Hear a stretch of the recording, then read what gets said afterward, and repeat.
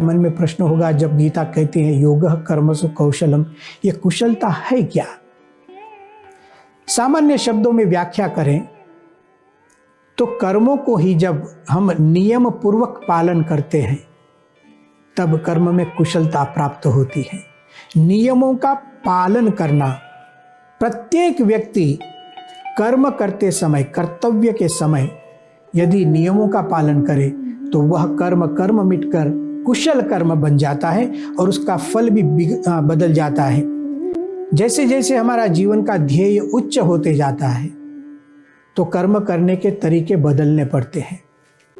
नियमों का पालन करना, प्रत्येक कर्म के लिए उसके नियम निश्चित किए गए हैं और इन्हीं नियमों को हम शास्त्र कहते हैं। शास्त्र का काम क्या है?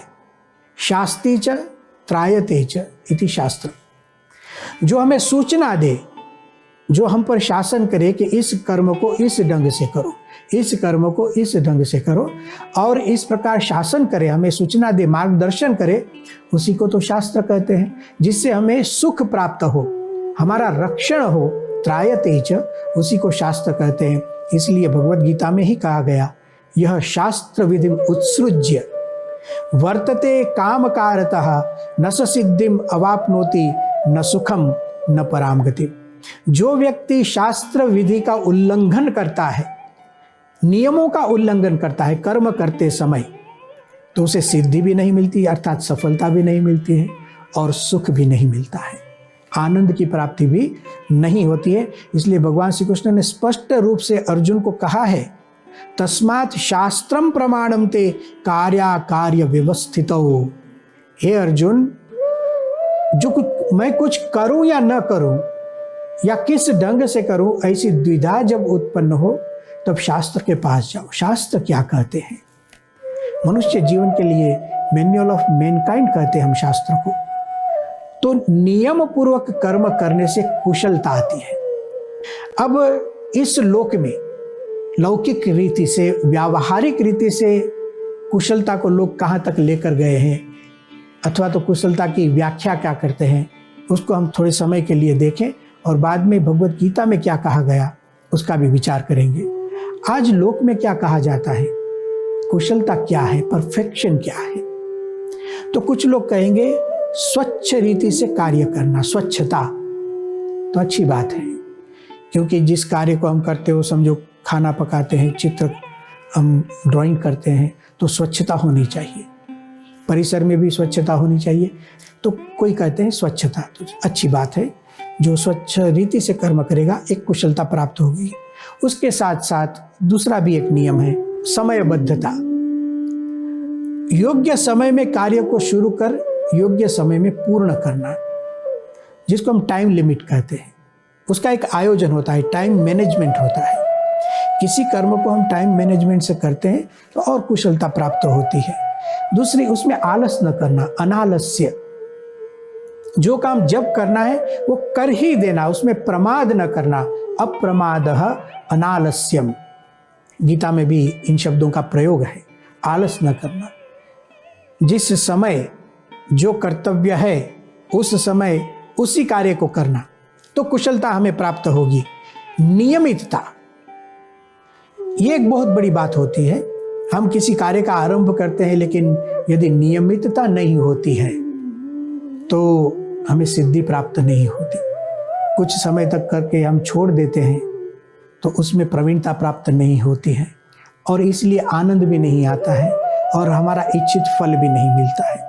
तो नियमित रूप से कर्म करना, शीघ्रता, अनावश्यक देरी न करना, जैसे हमने पहले कहा, उसको योग्य समय में पूर्ण कर देना, यह सब एक प्रकार की कुशलताएं हमें देखने मिलती है। कुछ लोग कहते हैं कि लीडरशिप सीखना, योग्य लीडरशिप हमारे जीवन में, यदि प्रत्येक व्यक्ति लीडर है, उसको कुछ न कुछ लीड करना तो होता ही है, किसी के साथ संबंध हमारा है, तो अब लीडरशिप किस ढंग से हमें कार्य करना, उसको सीखना एक कुशलता है। लोगों के साथ काम करना और लोगों के पास काम लेना, यह सब सीखना पड़ता है। तो आज लौकिक रीति से इन ऐसी चीज़ों को लोग कुशलता मानते हैं और वह सही है। अब भगवत गीता को अभिप्रेत कुशलता क्या है? भगवत गीता हमें इन लौकिक बातों से भी अब ऊपर उठाती है। भगवत गीता स्वयं चाहती है स्वच्छता होनी चाहिए, समयबद्धता होनी चाहिए, नियमितता होनी चाहिए, अनालस्य और अप्रमाद होना चाहिए, शीघ्रता होनी चाहिए, सब कुछ होना चाहिए। लेकिन उसके साथ क्या होना चाहिए? गीता को अभिप्रेत कुशलता क्या है?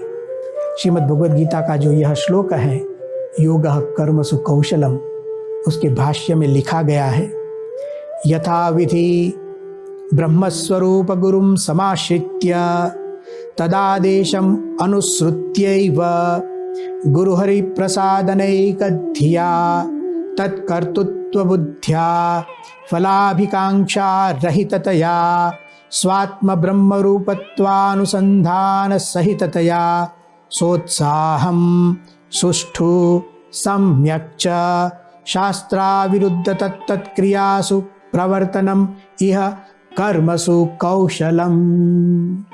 11 सूत्र सुनाए गए।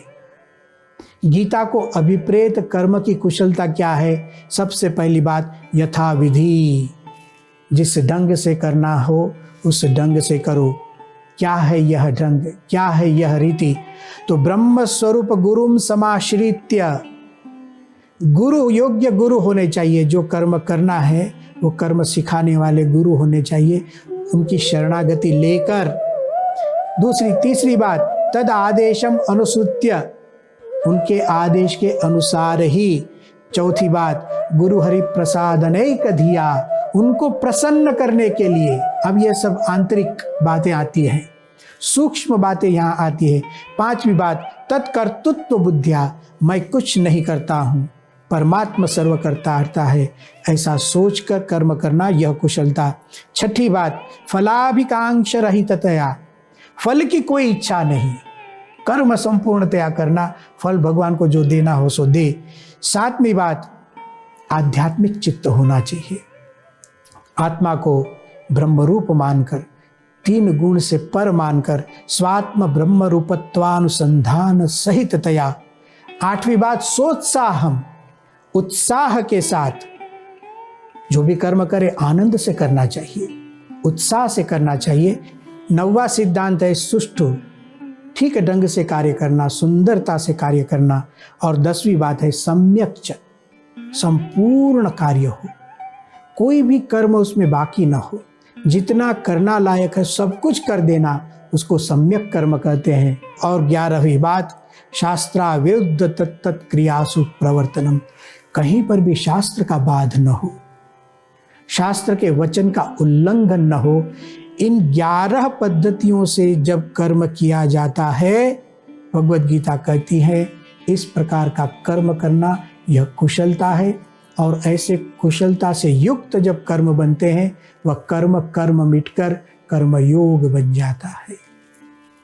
योगः कर्मसु कौशलम।